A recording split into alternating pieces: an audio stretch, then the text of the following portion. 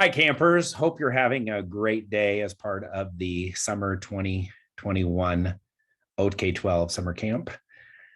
If you're like me, you've been learning all along the day, and it just is going to keep getting better. So stick with us, and please continue to use these resources, as you can find them on our Facebook page where you are right now, and then, of course, on our website as well. Today's presentation that I'm doing for you is on thematic teaching.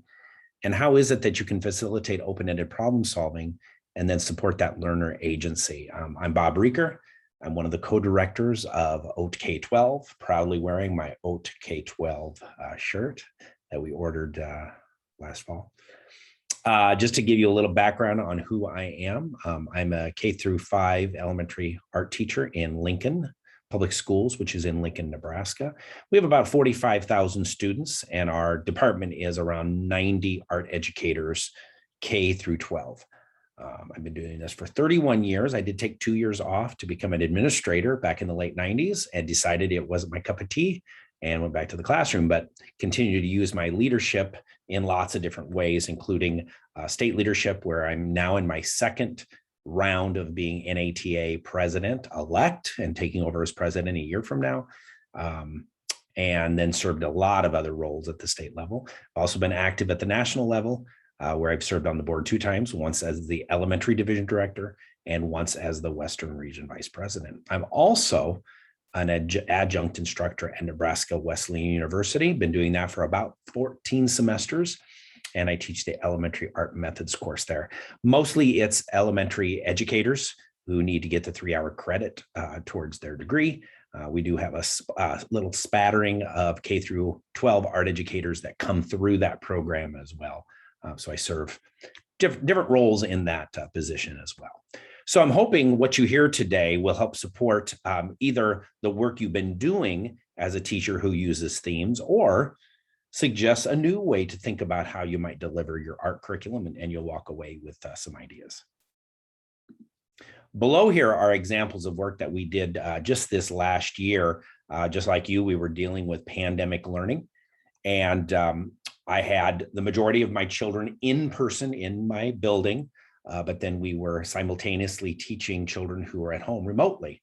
So I started the year with around 350 students. 90 of them were remote. So nearly every hour I had at least one student who was remote. And then as the year progressed, we got to the end of the year, we were down to about 25 remote learners. And this fall, our district has established a remote school. So anybody who would like to continue to utilize remote learning, they may do that using remote teachers.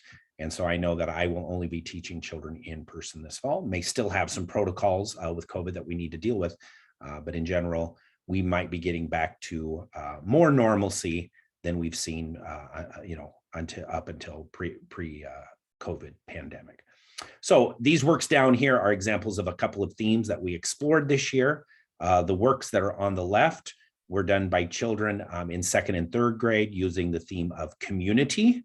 And we'll talk about what that theme looks like in more detail in a little bit. And then the one on the right were examples done by 4th and 5th graders, collage works that explored the idea of resiliency. How is it that you have been or could be resilient in your life? And so those are examples. I encourage you today, as you've heard throughout the day, to please put comments, questions in the chat box. I am planning to be with you, so I can address things as they come up. And then if you still need some supports or want to ask questions or run ideas past me, feel free to email me, bobreeker@gmail.com.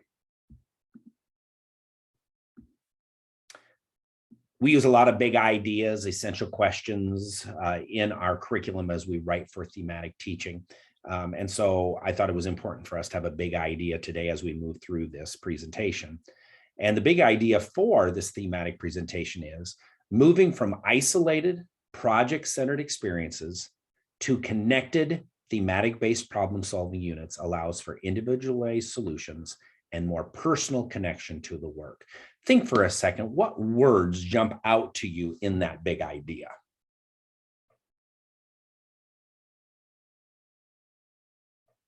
I know some for me that are key are this idea of those isolated project-centered experiences. Now, There's nothing wrong with those if those fit your philosophy and your students' needs. My argument is, even though those experiences may be meeting the needs of your learners, it might be great for you to explore this idea of expanding and looking at a theme-based kind of approach that would actually allow your learners to think more deeply and to make those personal connections. The other words that connect to me were the theme-based problem-solving units, because that's really what this is all about, is providing that open-ended theme. And then how is it that your learner is going to problem solve and figure out a creation that speaks to them, that gives that individualized solution? And most importantly, how do they personally connect to the work themselves? So instead of 25 children all creating something that the adult has a precept of what it should look like, you should have 25 different results, because it connects to the child and not to the adult who's presenting the problem. So one of the questions I have for you are, where are you in your use of thematic teaching? Where is it that you might fit into this theme and idea? And we'll go deeper into it, of course, but I want you to keep that in the back of your brain. Just like a continuum of choice, you can be on a continuum of thematic teaching. So where are you falling right now? Here's a couple of examples of things. This was a fun unit that we did on systems, where we looked at body systems. And then my K in first year grade, kindergarten and first grade students created pipe cleaner figures of humans.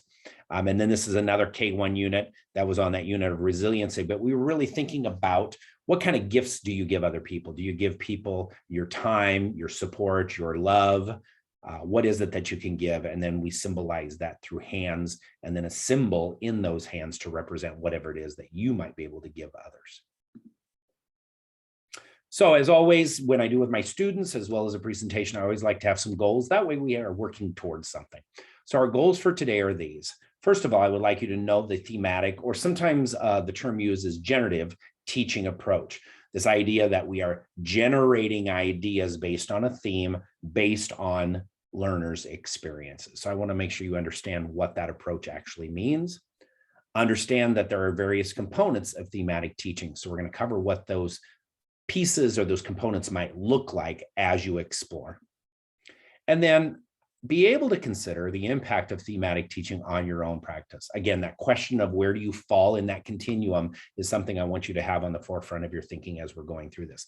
Again, a couple of examples from this last year. This piece here was done by a fifth grader as she was thinking about systems, and she had taken a trip to Chicago right before the pandemic started. And so you can see here, you have the sculpture, many people call it the bean, in Millennium Park. You have a couple of buildings that stood out to her as she traveled, but she tried to create a little map of her trip to Chicago. And then this one was really fun because we looked at second and third grade during the resiliency theme.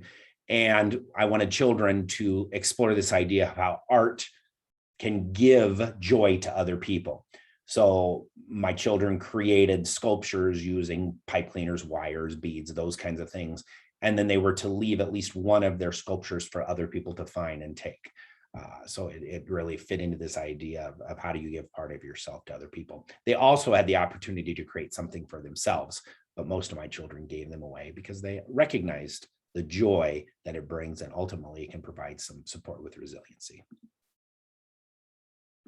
If you don't know Julia Marshall as an author, you need to know that. She hails from California, and she's written several books, one of which I've read, which is called Integrating the Visual Arts Across the Curriculum, an Elementary and Middle School Guide. Now, this book isn't necessarily about thematic teaching itself. However, what it does do is it helps you to look at a broader view of curriculums and how you can integrate the visual arts into those curriculum areas. So it is a great resource as you're building this idea of what thematic teaching can be all about. So I would highly encourage you.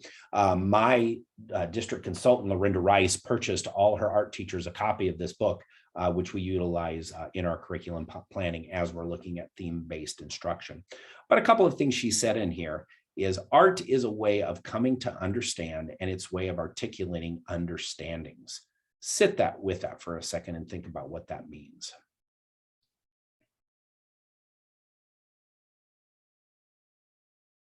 And the second one, art is a great mode for integration and understanding a lot of stuff. I think that just nails it very succinctly. Art has the power of helping learners understand their world better. And if we can do that through themes or through integration, it's a really powerful experience for learners to explore. Art21, many of you probably use this resource as you are teaching. They had an outstanding article a few years back called Getting Started, an introduction to teaching with contemporary art and contemporary approaches to teaching. Now, this doesn't necessarily deal with thematic-based teaching. However, the concepts that were in this article could easily traverse over to thematic teaching. And certainly the use of contemporary artists is a key component in the thematic teaching that we do in Lincoln Public Schools. So here are a couple of things that came out of this article. It suggested that we use themes and big ideas driven by essential questions to frame your investigation. Love, love, love that word investigation, because we want children to explore and to play. We want children to experiment and discover and investigate. I think that's really powerful, because not only are those great terms to use within art, but then we can connect those to other curriculums like science, where we want people to be doing the same thing. So there can be some incredible overlay and tie-in with those pieces. So if you're using themes and big ideas, it really can help formulate this idea of encouraging children to be investigators. Making sure you're giving students options by introducing multiple artists and media sources. So instead of just always pulling out those same posters that you have in your classroom that have a limited variety of artists on them, look at your student body. And where is it that your student body can see themselves in the inspirations that you provide? Now, let's say you work in a predominantly white populated school. That's probably even more important, that you're providing multiple artists that come from diverse backgrounds, just to expose those children to different ways to think and view the world. So you want to make sure you're giving those students lots of varieties of inspirations and looking at different sources. It can be through visuals, it can be through blogs and videos. What is it that you're providing students so they can see a wide range of inspirations? Push beyond that typical vocabulary and media-driven curriculum that we use. Now, is media and art vocabulary important? You better believe it. We still need media and art. We still need the elements and principles. But theme-based teaching moves you past structuring your units on the elements and principles of design or focusing on paint, sculpture, drawing. What it does is it really focuses on the experiences that the learner brings into that, and then you provide the parameters, the structure, the choice around the materials that can be utilized in order to create those experiences. So by opening that up, you can still focus on media, you can still focus on art vocabulary, but it frames it in a different way, and it allows your learner to be able to take off from where they are, their understanding of the theme, and how they're going to express according to it. Think and talk more, make less, and in parentheses, I put make learning visible. Years ago, I would produce with children a piece of artwork every 1, 2, or 3 class periods. It's kind of exhausting if you're teaching that way because it's nonstop material. By thinking and talking more and then making your learning visible, you're spending 1/3 to 1/2 of the time just exploring ideas, looking at inspirations, coming up with solutions before you actually move into the expressive part of it. So a lot of what we do in Lincoln Public Schools is focused on the process rather than the product. Now, I'll be the first one to argue that product is important, because without product, we don't necessarily have creations as part of the art world that we want to expose children to.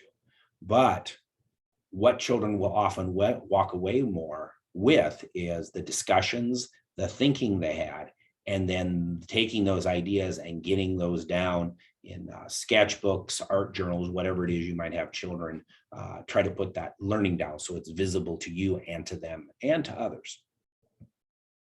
And finally, as I've already talked about, emphasizing process over product. Now, I put in parentheses here, strike a balance, because as I said, product in art is still important, but if you're truly going down this path of using theme-based learning and teaching with contemporary artists, the focus should be on the process. What are the learners going to walk away with for a deeper understanding, a deeper knowledge, a deeper thinking, rather than that sculpture, that painting, that drawing that they created?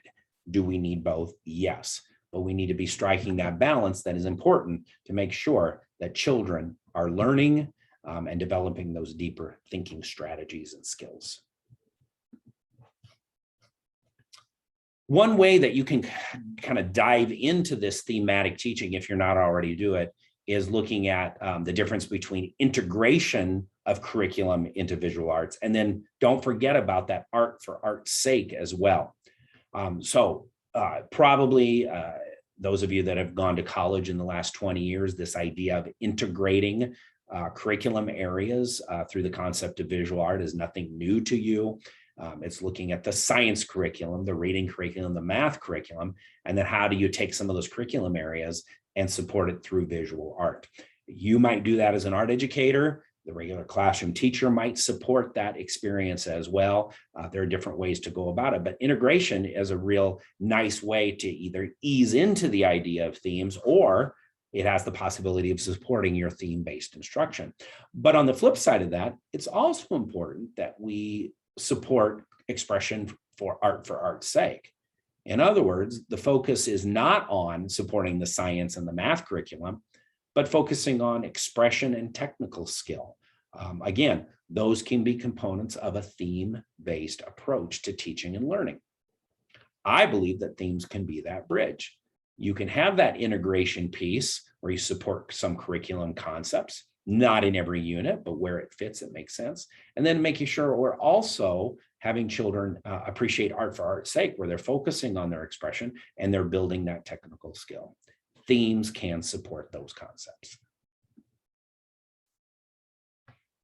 Something in Lincoln Public Schools that we've been focusing on now for the last couple of years is this idea of culturally responsive teaching and learning. The definition is a pedagogy that recognizes the importance of including students' cultural references in all aspects of learning. Themes definitely fit beautifully with CRT. Here are some breakdowns of concepts around this. First of all, CRT relies on what experience and previous knowledge do children bring to whatever it is the theme is that you're teaching.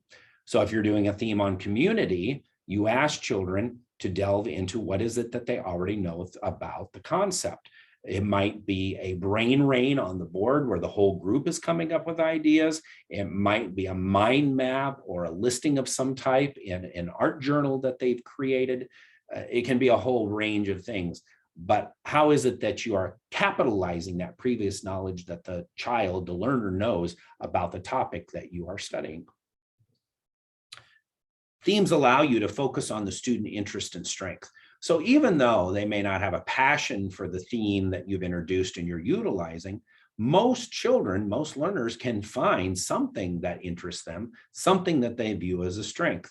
Among Us, of course, is a theme or a concept that a lot of children really enjoy as a problem-solving game experience. Almost every theme that I did last year, I had some child who found a way to connect Among Us to the theme that we were doing, whether it was community, resiliency, systems, home. They all found a way. And as long as they could provide a rationale as to how what they were interested in connected to the theme, that was allowed as a form of expression. This is all about what the individual brings to the learning, but then also what is the collective. It's important that children realize that the others that are around them are critical components of the learning process. So how do you not only take what you know, your previous knowledge, how do you build on that as part of that collective learning? Working collaboratively, sharing with one another is a key piece of CRT and can support that theme-based learning and teaching.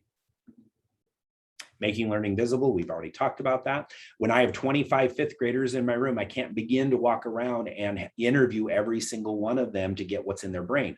But asking them to put it down visually referencing, making a mind map, creating categories, making lists, whatever it might be. By them putting that down, that gives me an opportunity to go in and look at what they're thinking about, what they're learning, and then I'm able to use that to help push their ideas further, to facilitate different kinds of learnings, and then of course to assess them. And as I've witnessed and other art educators in my district have witnessed, it really does appear to increase student engagement. We are providing themes that are open-ended enough that every child finds some way to engage in that theme.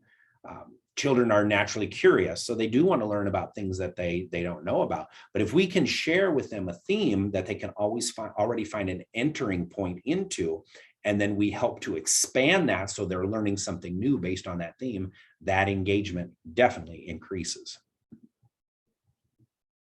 So now that we've looked at CRT, let's also talk briefly about cultural appropriation. Huge topic in art education, this idea of appropriating things from cultures that don't belong to you, and maybe possibly not using them appropriately. By looking at themes and utilizing themes, you're offering these multiple inspirations around all kinds of cultures, but then you're also avoiding that cultural appropriation piece, which is, not supportive of culture, and it's not supportive of our children learning how we honor and celebrate others. We, of course, as I mentioned before, did a study on community at the beginning of last year. So this is one example of a slide, and I didn't introduce all these artists at the beginning of it. So this is probably a slide that I used about 6 or 7 class into it. But we looked at different artists like Carrie James Marshall, Isla Milstein, Ruth Miller Kempster, Eliza Niesenbaum, and Carolyn Olson. And we talked about how their story through art supports this idea of care in a community. Also remember that as I introduced each one of these artists, I also had a picture of the artist, or a self-portrait of the artist, whatever it is that I could find available. This way, my learners could understand that these come from different people with diverse backgrounds, different cultural experiences, and some of my children could see Carrie James Marshall as an African-American artist, see themselves in that artist to a degree. So if we are able to provide multiple inspirations through diverse artists, diverse cultures, then we avoid this idea of cultural appropriation. The theme-based approach represents lots of different viewpoints, lots of different areas, and it doesn't narrow down to just one culture, one artist. It broadens it enough so you're giving a breadth of people and experiences and cultures around a theme rather than zeroing in on one idea. So let's talk a little bit about themes. I'm going to cover what I did, what our district then has done the last couple of years. So I started to develop this idea about themes and interest in themes through conversations with Lorinda Rice and others in the district. So I had already kind of gone down this path in 2019, 2020, right before the pandemic, of course. And I delved into the idea of what does it look like to be a problem solver in art? And so here's an example of an artwork that came out of problem solving. I also looked at symbols and how are symbols representative of our visual culture. And then the third quarter, was the natural world. So looking primarily at landscapes. One of my grade levels did Nebraska landscapes. We can see the beautiful Nebraska State Capitol from my building. So I had one class that was using our playground, our neighborhood, the skyline, the Capitol in order to investigate landscape as well. And then COVID hit, and we did not get into fourth quarter. And there I was going to try to encapsulate self-identity and really using what they had studied in problem solving, symbols, and natural world to help self-identify who and what they are as an artist and a human being. Didn't get there. So we got to utilize the first 3 that first year that I started to explore. COVID hit, and we were stuck trying to figure out how to do some kind of remote learning. All of our children second through 12th grade were one-to-one with Chromebooks. Our K1s did not have any kind of technology. So where they could borrow Chromebooks from older siblings, or we were hoping many of our children had technology already already in their homes. But we know this was not 100%. So as a district, we came together and we worked in teams and we developed concepts around these themes right here at the top. Those themes being, we started on this end: problem solving, inventions, place and space, nature, emotion, connections, and care. So we developed a website called the Art Remote Learning. And on here was housed all of the different learning opportunities that children would have over that last quarter of school in the spring of 2020. We called it camp. And so the computer department, the art department, the music department, and the PE department worked together to create curriculum materials that children could do at home using technology, and then any supplies they might have at home. We weren't able to send anything home with children, so we had to count on what they might have that they're ready, or ways that they could use their body, their experiences to create things. So there were campsites for all 4 curriculum areas, and they tried to utilize kind of a similar concept among all of them, so children had an easier experience utilizing that. So problem solving, I'll just use because it was the first one. There was always an explanation of what the theme was about. I worked with a small team where we developed getting to know artists. So we tried to pick out somebody who was considered a master artist. We tried to pick out contemporary artists, and we also tried to pick out artists, diverse artists of color. We also wanted to make sure that there were, of course, both men and women included. So we were really looking at a whole variety of diverse artists according to the theme. We also had to kind of explore something called curiosity investigation. We couldn't find free resources on everything we were looking for. So when we couldn't find those free resources in the public domain, we had to encourage children to go and look for those kinds of things. So in Lincoln, Nebraska, we have a beautiful sculpture by Claus Oldenburg and Kuji van Bruggen called the Torn Notebook.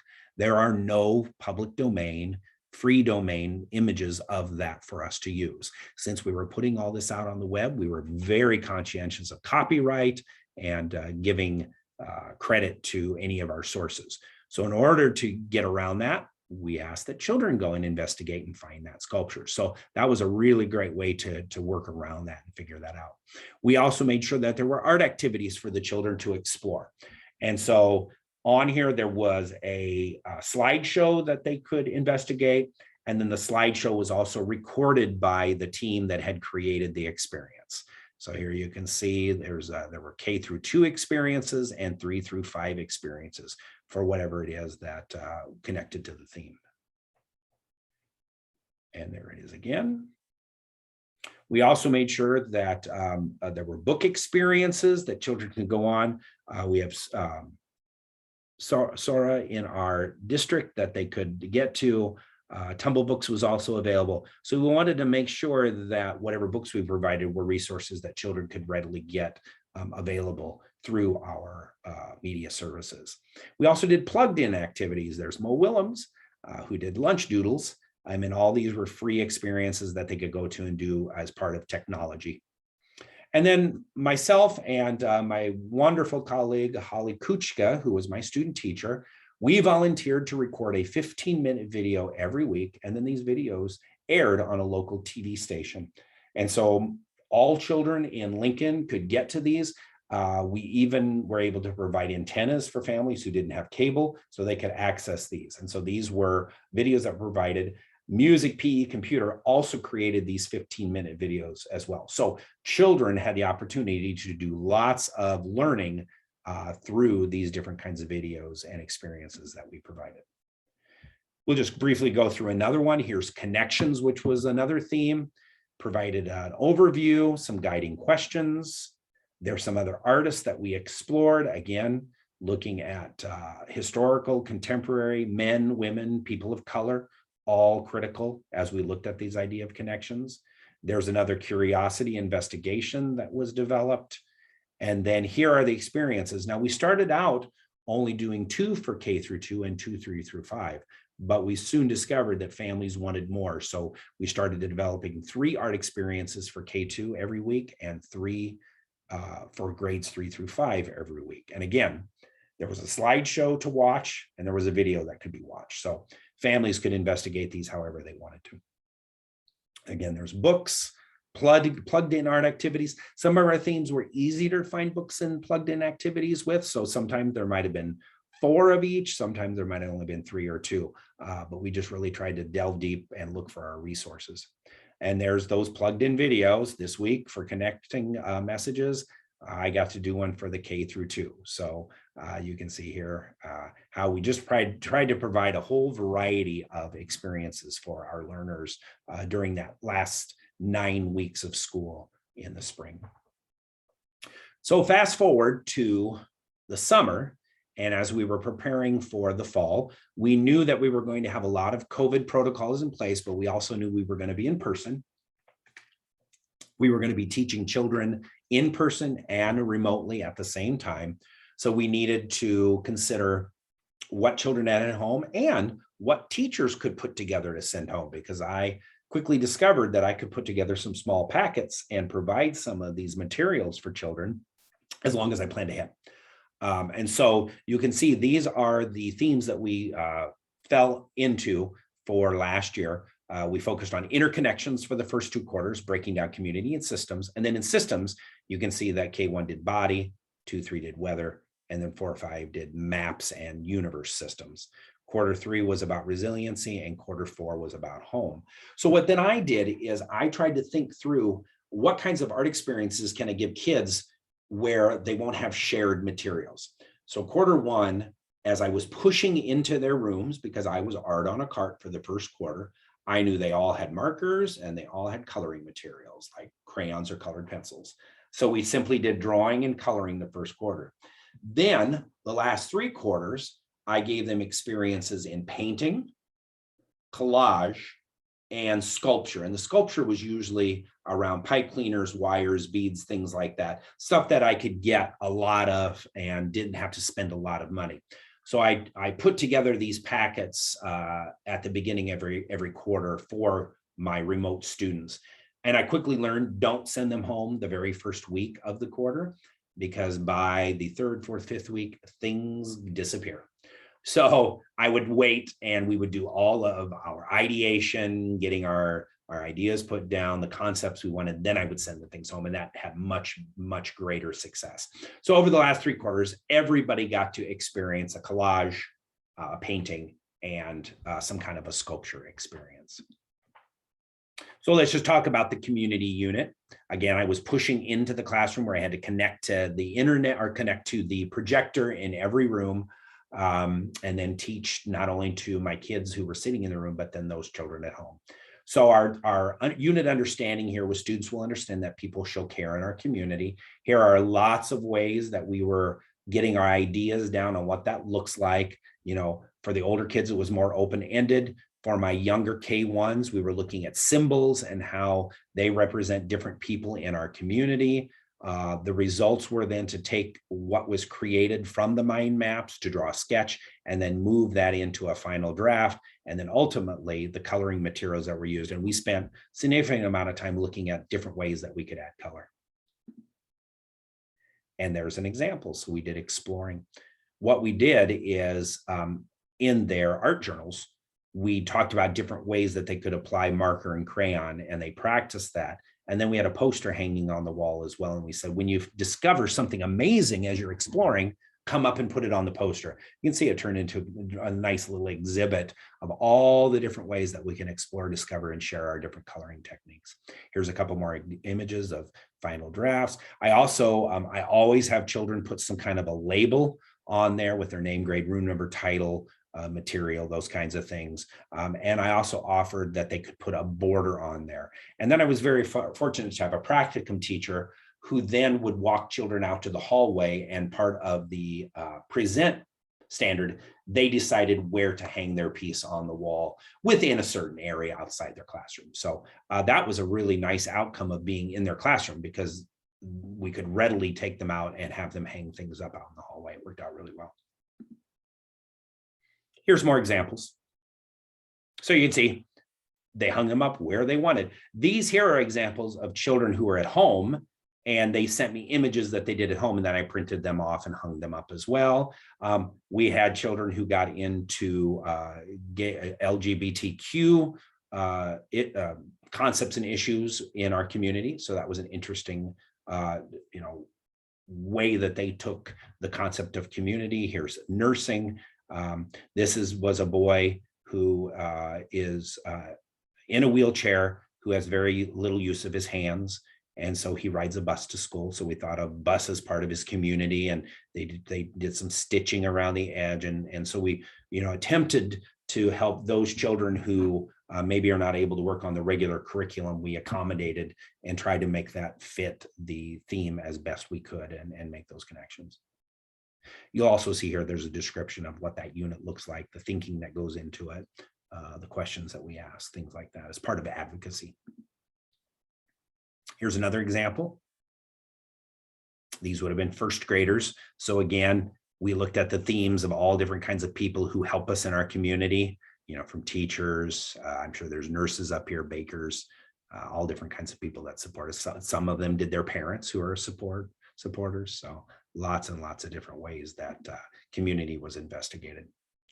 So that moves us into this year. As we start school this fall, we know we're still going to have some COVID protocols that we're going to have to follow, but hopefully things will start to look a little bit different.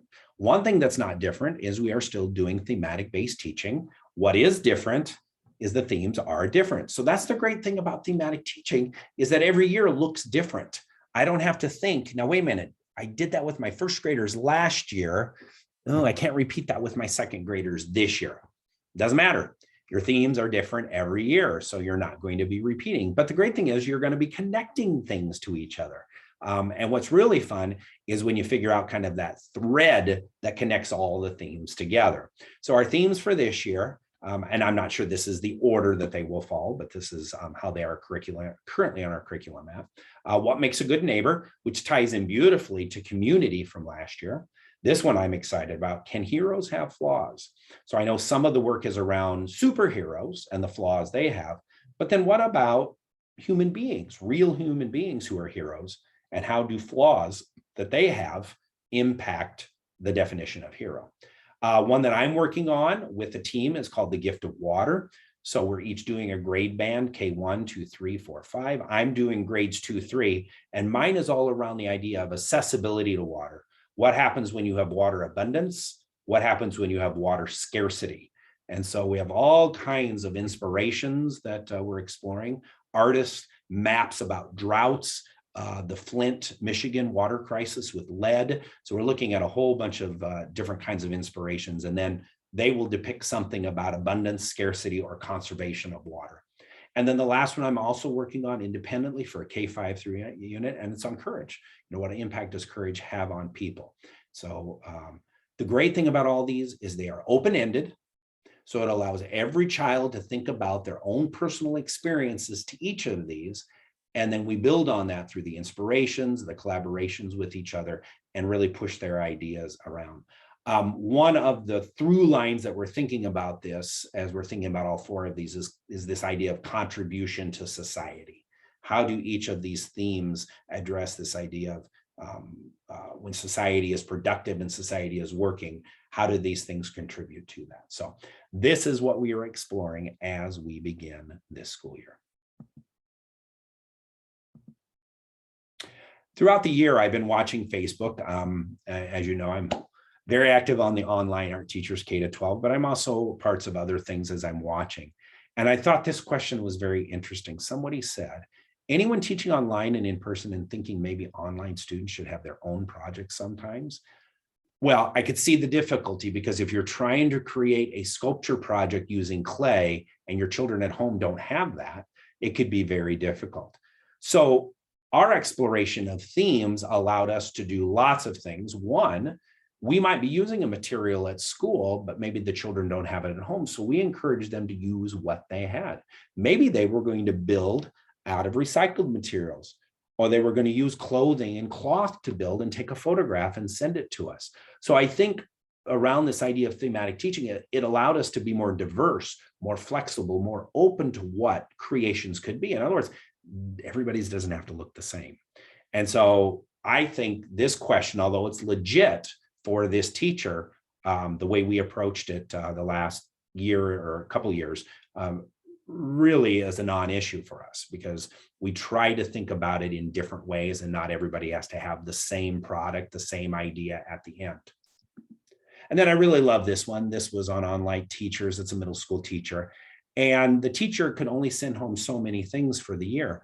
But basically, the journal, the sketchbook, became the artwork, which I think is brilliant. I work closely with Kimberly Diadamo, who is a teacher coach in our district, and she's done this with children. She's a firm believer in art journals, but the book itself becomes the artwork. And so I thought it was a really brilliant way, and they were looking at the idea of identity as a theme. So I thought it was a really brilliant way to do it. And then every student has that booklet, that journal that they can use and then show evidence of what it is they've created. So I thought that was a really clever take on this idea of how thematic teaching can look. So we're coming to the end of our experience today. I'm hoping that through talking and listening and maybe chatting in the chat box, that you know what the approach of thematic or generative teaching is all about, that you understand the several components of thematic teaching. I did not exhaust that list. There are likely others, and feel free to contribute those in the chat. And then that question at the beginning, asking you, where do you fall in that continuum? How might you consider using thematic teaching in your own practice? Where are you now? What did you hear today that might support the work that you maybe want to move towards? And what components can you put into place this fall as you move into this? Maybe you're going to start with a grade level with one theme, and that's okay. You got to start somewhere, right? And so pick what you can do. Use one of the themes that we've used in the past. I've given you lots of examples today. So pick a theme and use it with a grade level or 1/4 or whatever it might work for you, and see how it is that you can have thematic teaching impact your practice. Our big idea was moving from isolated project-centered experiences to connected theme-based problem-solving units allows for those individual solutions and more personal connection to the work. I'm hoping you saw that today as we went through this experience together. There is really no wrong way to teach art. I do believe there are more effective, deeper thinking ways to teach art. And I do strongly believe that thematic-based teaching allows for individuals to be the most expressive, the most deep thinking they can be as they problem solve the units that you provide through the themes. Other resources that might be helpful to you, investigate our Harvard Project Zero, the book called Teaching for Understanding, and then Wiggins and McTighe are authors that we've used in our district for a number of years. Understanding by Design fits in beautifully with this idea of thematic teaching as well. So investigate these two and think about this poor little person hanging off of the custodian's garbage can. Remember, that was part of giving your art away to others. So one of our 2nd or 3rd graders decided our custodian needed to have a little art in his life. So they attached that little person to the side of his garbage can. Citations have been an important part of what we do, because as we put things out on the web, we want to make sure that we're giving credit. So here are a couple of things that I want to give credit to make sure that Julia Marshall as well as Art21 are recognized for providing that resource for this presentation. And we come to the very end. Thank you for joining me today for Thematic Teaching Approach, Facilitating Open-Ended Problem Solving and Learner Agency. I realize that it ran nearly 45 minutes, so there's still a few minutes. So I will be happy to stay on the chat, continue to converse with you through the chat as you have comments and questions. And please don't forget to email me, bobreeker@gmail.com. I love conversations. I love questions. I love brain raining about this concept and talking through what it is. Thematic teaching is part of my life the last 2 or 3 years of teaching out of 31 total, and I will not teach a different way through the rest of my career. I firmly believe that this reaches my children in a much different way than I ever taught before. Open-ended problem solving, providing for that learner agency. It's critical. It's something we need to be doing for our learners. Have a great rest of the day.